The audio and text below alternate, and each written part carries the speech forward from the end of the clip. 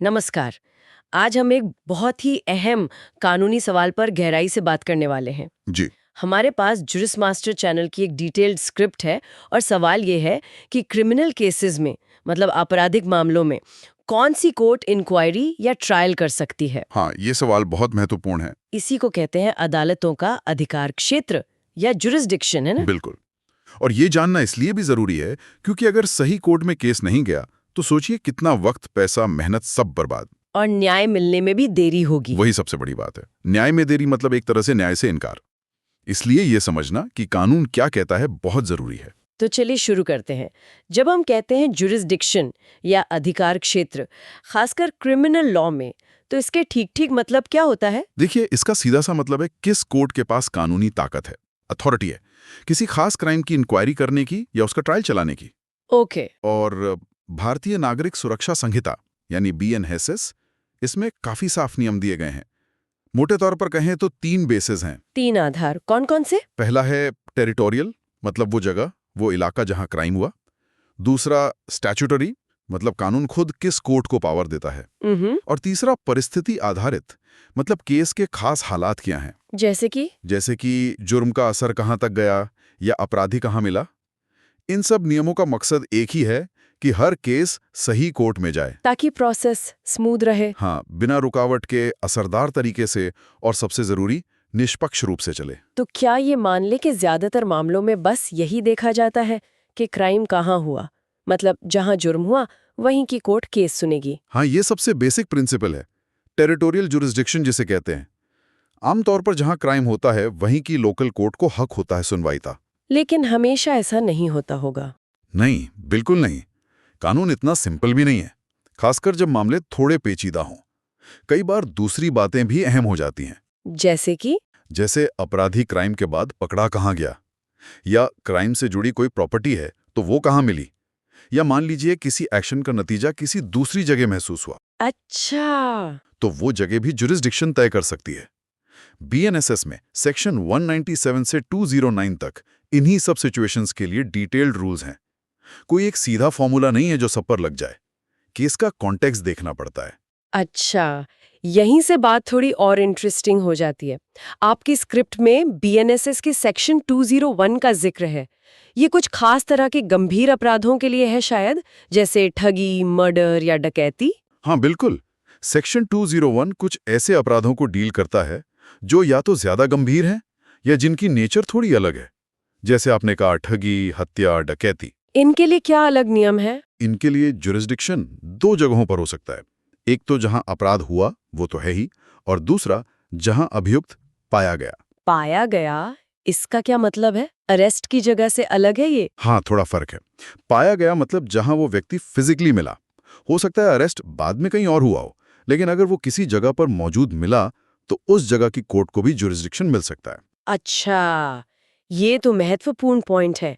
और किडनैपिंग या एब्डक्शन मतलब अपहरण, वो तो अक्सर एक शहर या राज्य से शुरू होकर कहीं और खत्म होते हैं। जी हाँ, अपहरण के मामलों में कानून जुरिस्डिक्शन को और भी फैला देता है, क्योंकि इसमें पीड़ित को एक जगह से दूसरी जगह ले जाया जाता है। तो कहाँ कहाँ केस चल सकता है? तो जहां से किडनैप किया, जहां पीड़ित को ले जाया गया, जहां उसे छुपा कर रखा या कैद में रखा, इन सभी जगहों की अदालतों को जुरिस्डिक्शन हो सकता है। मतलब पूरी चेन में कहीं भी? बिल्कुल। स्क्रिप्ट में राम नारायण कपूर बनाम एम्परर केस का जिक्र भी है। वो इसी बात पर रोशनी डालता है। हाँ, बताइए उसी बारे में। उस केस में ये कहा गया कि अगर किसी को बहला फुसलाकर, मतलब एंटाइज करके कहीं ले जाया गया, तो जहां ये बहलाने फुसलाने का काम हुआ, उस जगह की कोर्ट को भी जुरिस्डिक्शन मिल सकता है, भले ही असल किडनैपिंग की शुरुआत किसी और राज्य में हुई हो। अच्छा, मतलब सिर्फ फाइनल एक्शन ही नहीं, बल्कि शुरुआती एक्ट की जगह भी मायने रखती है। चलिए अब प्रॉपर्टी से जुड़े अपराधों पर आते हैं। चोरी, एक्सटॉर्शन, लूट। BNSS सेक्शन 201(3) में इसका जिक्र है। इनमें तो सामान एक जगह से दूसरी जगह जाता ही है। हाँ, बिल्कुल। ऐसे मामलों में जुरिस्डिक्शन तय करने के लिए 2 मुख्य बातें हैं। एक तो जहां अपराध हुआ, मतलब जहां चोरी या लूट हुई, और दूसरा जहां वो चोरी की प्रॉपर्टी बाद में रखी गई या किसी ने रिसीव की या अपने कब्जे में ली। उदाहरण दे सकते हैं? मान लीजिए चोरी दिल्ली में हुई और सामान मिला हरियाणा में किसी के पास से, तो दिल्ली की कोर्ट तो सुनी सकती है, साथ ही हरियाणा की वो कोर्ट जिसके इलाके में सामान मिला उसे भी जुरिस्डिक्शन हो सकता है। इससे तो पुलिस और विक्टिम दोनों को थोड़ी आसानी होती होगी। हाँ, कि कहाँ केस दर्ज कराएं या कहाँ कार्रवाई आगे बढ़ाएं। स्क्रिप्ट में क्रिमिनल मिसएप्रोप्रिएशन गबन और क्रिमिनल ब्रीच ऑफ ट्रस्ट आपराधिक विश्वासघात का भी जिक्र है। ये तो अक्सर पैसों या भरोसे से जुड़े मामले होते हैं। जी, इनमें ज्यूरिसडिक्शन कैसे तय होता है? हाँ। इनमें जहां अपराध हुआ वहां तो ज्यूरिसडिक्शन है ही, लेकिन एक और जगह बहुत महत्वपूर्ण है, वो जगह जहां उस प्रॉपर्टी को लौटाना था या उसका हिसाब देना था। अच्छा, जैसे किसी एजेंट को सामान दिया बेचने के लिए। बिल्कुल। मान लीजिए कंपनी मुंबई में है, एजेंट को सामान दिया कि पुणे में बेचकर पैसे लाओ। एजेंट ने सामान बेच दिया पर पैसे खुद रख लिए। तो ज्यूरिसडिक्शन कहाँ होगा, मुंबई या पुणे? दोनों जगह हो सकता है। मुंबई में जहां सामान सौंपा गया था, पुणे में जहां हिसाब देना था।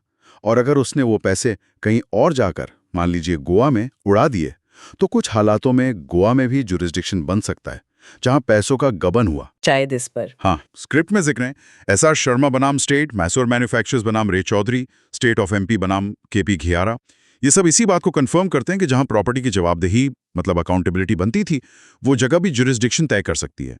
फाइनेंशियल मामलों में ये बहुत काम आता है। ठीक है, ये तो हुए सेक्शन 201 के कुछ खास अपराध। हाँ। अब सेक्शन 202 पर आते हैं। इसमें चीटिंग यानी धोखाधड़ी का जिक्र है। और आजकल तो ऑनलाइन धोखाधड़ी इतनी आम है। हाँ, ये आज के जमाने का बहुत ही रेलेवेंट इशू है। इसमें अपराधी और पीड़ित अलग-अलग शहरों, यहाँ तक कि देशों में भी हो सकते हैं। बिल्कुल। तो चीटिंग खासकर जब वो ईमेल, वेबसाइट या मैसेजिंग ऐप जैसे इलेक्ट्रॉनिक तरीकों से हो, तो बीएनएसएस का सेक्शन 202 कहता है कि ज्यूरिसडिक्शन वहां होगा जहां से वो झूठा मैसेज या कम्युनिकेशन भेजा गया या जहां वो रिसीव हुआ। दोनों जगह। हाँ, दोनों जगह। और इतना ही नहीं, अगर उस चीटिंग की वजह से कोई प्रॉपर्टी या पैसा कहीं डिलीवर किया गया, तो उस डिलीवरी की जगह पर भी ज्यूरिसडिक्शन बनेगा। इसमें भी केस लॉ का जिक्र है। जी, स्क्रिप्ट में भोलानाथ बनाम स्टेट और कृष्णा नारायण का नाम है। ये केस बताते हैं कि जहां पीड़ित को झांसा दिया गया, मतलब जहां इंड्यूसमेंट हुआ, उस जगह पर भी ज्यूरिसडिक्शन हो सकता है। ये दिखाता है कि कानून कैसे टेक्नोलॉजी के साथ चलने की कोशिश कर रहा है। सही कहा। स्क्रिप्ट में बाइगेमी यानी द्विविवाह का भी उल्लेख है। उसके लिए क्या नियम है? बायगामी मतलब पहली पत्नी के होते हुए दूसरी शादी करना। इसमें ज्यूरिसडिक्शन मेनली वहां होता है जहां दूसरी शादी हुई। लेकिन पहली पत्नी की सुविधा का भी ध्यान रखा जाता है शायद। हाँ, कानून ये ध्यान रखता है। इसलिए ज्यूरिसडिक्शन वहां भी हो सकता है जहां पति और पहली पत्नी अपराध होने से पहले आखिरी बार साथ रहे थे, या फिर जहां पहली पत्नी का परमानेंट घर है। अच्छा, इसका मकसद शायद पहली पत्नी के लिए न्याय पाना आसान बनाना है। जी बिल्कुल। जगह वाले नियम तो समझ आ रहे हैं, पर तब क्या जब क्राइम किसी एक जगह पे फिक्स ना हो? जैसे लोग सफर करते हैं, ट्रेन में, बस में, कार में, कभी-कभी अपराध रास्ते में हो जाता है। सेक्शन 203 इसके बारे में है। हाँ, ये भी आम सिचुएशन है। अगर कोई अपराध किसी चलती हुई यात्रा मतलब कंटिन्यूअस जर्नी के दौरान होता है, तो नियम काफी फ्लेक्सिबल हैं। कैसे?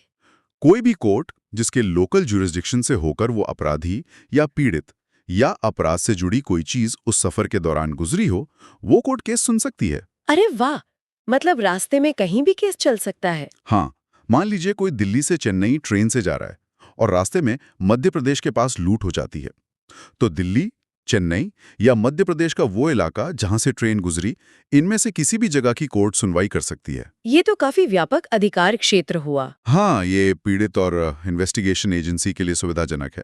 लेकिन एक बात ध्यान रखनी है, ये नियम समंदर के सफर, हाई सीज या विदेश यात्रा पर लागू नहीं होता। स्क्रिप्ट में हरीश तिवारी बनाम विमल कुमार केस का जिक्र है। हाँ, उसमें यह भी माना गया कि जहां सफर खत्म हुआ, उस जगह की कोर्ट को भी ज्यूरिसडिक्शन हो सकता है। ठीक है, और वो सिचुएशन जहां एक ही घटना में कई सारे क्राइम हो या कई लोग शामिल हो, क्या हर क्राइम या हर आदमी के लिए अलग-अलग जगह केस चलेगा? सेक्शन 204 इसके बारे में है। नहीं, ऐसा नहीं है। सेक्शन 204 इसी प्रॉब्लम को सॉल्व करता है। अगर कई क्रिमिनल एक्ट्स एक दूसरे से ऐसे जुड़े हैं कि उन्हें एक ही लेन देन मतलब वन ट्रांजैक्शन का हिस्सा माना जा सकता है, तो क्या होगा? तो कोई भी कोर्ट जहां उनमें से कोई भी एक्ट या क्राइम हुआ हो, वो उन सारे क्राइम्स और सारे अभियुक्तों के खिलाफ एक साथ सुनवाई कर सकती है। इसे लिंकिंग ट्रांजैक्शन कहते हैं। हाँ, यही सिद्धांत है। तैयब शेख बनाम स्टेट केस इसी से जुड़ा है। इससे फायदा यह है कि केस बिखरते नहीं हैं, एक ही जगह सुनवाई होती है, तो प्रोसेस ज्यादा एफिशिएंट और कंसिस्टेंट रहता है। तो हमने देखा कि लोअर कोर्ट्स का जुरिस्डिक्शन कैसे तय होता है, लेकिन क्या ऊपर की अथॉरिटीज जैसे स्टेट गवर्नमेंट या हाई कोर्ट, इनका भी कोई रोल है? क्या वो दखल दे सकते हैं? बिल्कुल। जस्टिस एडमिनिस्ट्रेशन को ठीक से चलाने के लिए हायर अथॉरिटीज का रोल तो है ही। स्टेट गवर्नमेंट अपने राज्य के अंदर सेशन डिवीजन की सीमाएं तय कर सकती हैं। सेशन डिवीजन मतलब? मोटे तौर पर जिला लेवल की मुख्य क्रिमिनल कोर्ट्स। और अगर सरकार को लगे कि पब्लिक इंटरेस्ट में या न्याय के लिए जरूरी है, तो वो किसी केस को एक कोर्ट से दूसरी कोर्ट या एक सेशन डिवीजन से दूसरे में ट्रांसफर भी कर सकती है। इसका कोई केस लॉ? हाँ, स्क्रिप्ट में एसपी बनाम फिरोजुद्दीन केस का जिक्र है, जो इसी पावर का उदाहरण है। और हाई कोर्ट, उसकी क्या भूमिका है? खासकर तब जब कंफ्यूजन हो कि कौन सी कोर्ट सुनेगी। हाईकोर्ट का रोल तब बहुत अहम हो जाता है जब डाउट हो कि किस कोर्ट को जुरिस्डिक्शन है, या जब एक से ज्यादा कोर्ट्स का जुरिस्डिक्शन बनता दिखे। तब हाई कोर्ट क्या करता है? ऐसी सिचुएशन में हाईकोर्ट तय कर सकता है कि किस कोर्ट में सुनवाई करना सबसे ज्यादा सुविधाजनक यानी कन्वीनियंट, जल्द यानी एक्सपीडियंट और निष्पक्ष यानी फेयर रहेगा। किन बातों के आधार पर? हाईकोर्ट केस के फैक्ट्स, गवाह कहाँ हैं, अभियुक्त और पीड़ित की सुविधा, इन सब बातों को देखकर फैसला लेता है। चारू चंद्रा और स्टेट बनाम बहादुर सिंह जैसे मामले हाईकोर्ट की इसी विवेकाधीन शक्ति मतलब डिस्क्रिशनरी पावर को दिखाते हैं। वो न्याय के हित में फैसला लेते हैं।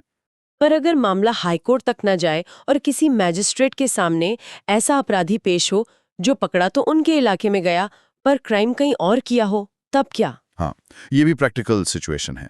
अगर किसी मैजिस्ट्रेट के सामने ऐसा अभियुक्त लाया जाता है और मजिस्ट्रेट को लगता है कि क्राइम उसके लोकल जुरिस्डिक्शन के बाहर हुआ है, तब भी वो चुप नहीं बैठ सकता। तो वो क्या कर सकता है? वो मामले की शुरुआती जांच मतलब इंक्वायरी कर सकता है, सबूत जमा करने का ऑर्डर दे सकता है, या केस को सही जुरिस्डिक्शन वाली कोर्ट में भेजने का ऑर्डर दे सकता है।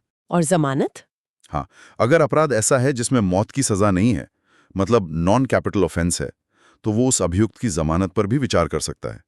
मकसद यही है कि कानूनी प्रक्रिया रुके नहीं और अभियुक्त के अधिकार भी बने रहें, भले ही जुरिस्डिक्शन का सवाल अभी पूरी तरह हल ना हुआ हो। ये तो हुई देश के अंदर की बात। अब थोड़ा बॉर्डर के पार चलते हैं। उन अपराधों का क्या जो होते तो इंडिया के बाहर है लेकिन उनका कनेक्शन इंडिया से है, जैसे कोई इंडियन सिटीजन विदेश में क्राइम करे। सेक्शन 208 और 209 इसी बारे में है। जी हाँ, आज की ग्लोबलाइज्ड दुनिया में ये बहुत महत्वपूर्ण पहलू है। बीएनएसएस साफ करता है कि इंडियन लॉ की पहुंच देश की सरहदों के बाहर भी है, कुछ खास सिचुएशंस में। कौन सी सिचुएशंस? अगर कोई क्राइम इंडिया के बाहर किसी भारतीय नागरिक ने किया हो, या किसी भारत में रजिस्टर्ड जहाज या हवाई जहाज पर किया गया हो, भले ही करने वाला किसी भी देश का हो। अच्छा, तो ऐसे केस की सुनवाई इंडिया में हो सकती है? हाँ, बिल्कुल हो सकती है। कहाँ होगी सुनवाई और सबूतों का क्या? आमतौर पर सुनवाई वहां हो सकती है जहां अभियुक्त इंडिया में पाया जाता है या जहां उसे इंडिया लाया जाता है। और एक जरूरी बात, ऐसे विदेशी क्राइम की जांच में अगर कोई इलेक्ट्रॉनिक सबूत विदेश से मिलता है, तो उसे भी इंडियन कोर्ट्स में सबूत माना जा सकता है। इस पर भी केस लॉ है? हाँ, स्क्रिप्ट में सरमुख सिंह, मोहम्मद साजिद बनाम स्टेट और अजय अग्रवाल बनाम यूआई का जिक्र है। ये केस कंफर्म करते हैं कि विदेश में हुए क्राइम, खासकर अगर वो किसी बड़ी साजिश का हिस्सा है जिसका असर इंडिया पर भी पड़ता है, उनकी जांच और सुनवाई इंडियन कोर्ट्स में मुमकिन है। लेकिन इसमें सरकार की मंजूरी चाहिए होती है शायद। हाँ, ये ध्यान रखना जरूरी है कि ऐसे मामलों में मुकदमा चलाने के लिए आम तौर पे सेंट्रल गवर्नमेंट की पहले से मंजूरी यानी सैंक्शन लेनी पड़ती है, पर एफआईआर करने या शुरुआती जांच के लिए इस मंजूरी से छूट मिल सकती है। तो कुल मिला के बीएनएसएस में जुरिस्डिक्शन के इतने सारे नियम, जगह के आधार पर, क्राइम के टाइप के आधार पर, हालात के आधार पर, सफर से जुड़े, विवेश से जुड़े, इन सब का निचोड़ क्या है? ये इतने डिटेल्ड क्यों है? इन सभी नियमों का सार मतलब एसेंस एक ही है। न्याय प्रक्रिया में फेयरनेस यानी निष्पक्षता, लीगल एफिशिएंसी यानी कानूनी दक्षता, और एक संतुलन, एक बैलेंस बनाना। संतुलन किसके बीच? अभियुक्त के अधिकारों, पीड़ित के हितों और समाज की सुरक्षा के बीच।